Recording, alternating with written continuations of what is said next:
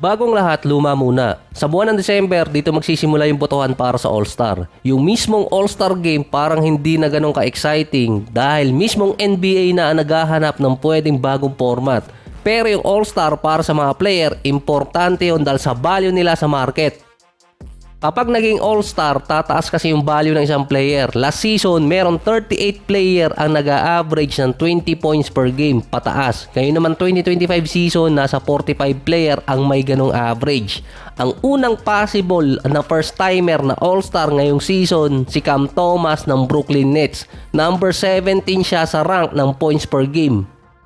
Mas mataas pa ang average niya kumpara sa mga formidable All-Star na nasa almost 25 points, 3 rebounds, 3 assists, 46 and 38%. 6-time na rin siyang umiscore ng 30 or more points. Kasama pa dito yung 43 points versus Knicks. Siya din ang leading scorer ng Brooklyn. Meron nga lang siyang hamstring injury at mawawala ng 3 to 4 weeks. Sa botohan naman ng mga fans, medyo tagilid si Cam Thomas dahil na rin maraming mga guards din sa East ang merong star power. Pero sa botohan ng mga coaches, kung babalik siya before end of January, posibleng makakuha siya ng boto doon. Isa pa doon, pwedeng baguhin kasi yung All-Star format, pwedeng mas dumami yung mapipili. Ito yung sinasabi kong importante yung All-Star sa mga player dahil nga si Cam Thomas wala pang contract extension. Kung sakaling mapili siya, tataas yung value niya sa free agency. Si Norman Powell naman yung leading scorer ng Clippers. Kung hindi dahil sa kanya, magiging bottom feeder sana yung LA pero ngayon nakikipaglaban pa sa top 6. 23 points, 3 rebounds, 3 assists at rank number 25 sa points per game sa buong liga. Siya din yung player na kasama sa most improved player ranking. Meron ding trend na kapag first timer na All-Star, siya kalimitan ang nananalo ng most improved. Ito na yung bagong standard ngayon, pang 10 season na rin ni Powell, siya yung pumalit sa posisyon na iniwan ni Paul George bilang top scorer ng Clippers. Behind sa kanya si James Harden. Tulad ni Cam Thomas, hindi man sa botohan maging part ng All-Star itong si Powell pero sa mga coaches, dun siya posibleng makakuha at pwedeng magkaroon ng chance. Eligible na rin si Norman Powell sa contract extension kapag natapos yung season. Si Cade Cunningham naman ng Detroit, nauna yung kontrata niyang pang All-Star, $224 million.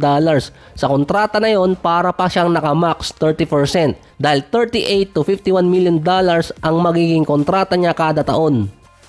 Pero base sa rule, pwede pang tumaas to kapag naging member siya ng All-NBA team. Kailangan muna niyang mapatunayang deserve niya yung kontrata na yon bilang mapasama sa All-Star. Siya yung former number 1 overall. Nasa almost 24 points, 7 rebounds at 9 assists per game. 45 and 39% pa siya sa field. Pang number 22 siya sa rank ng points per game, nasa 5 triple-double na rin ngayong season at number 3 sa assists behind Jokic at Trae Young.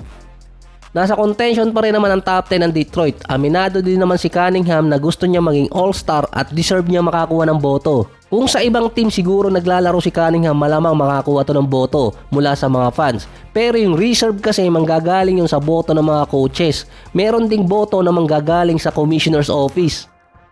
Si Jalen Williams ng Thunder nasa 22.6 rebounds, 5 assists at 2 steals per game. 9 players pa lang ang merong at least 20 points, 5 rebounds, 5 assists at 60% true shooting. Nasa linya siya ni Jokic, Giannis, KD, Kyrie at SGA.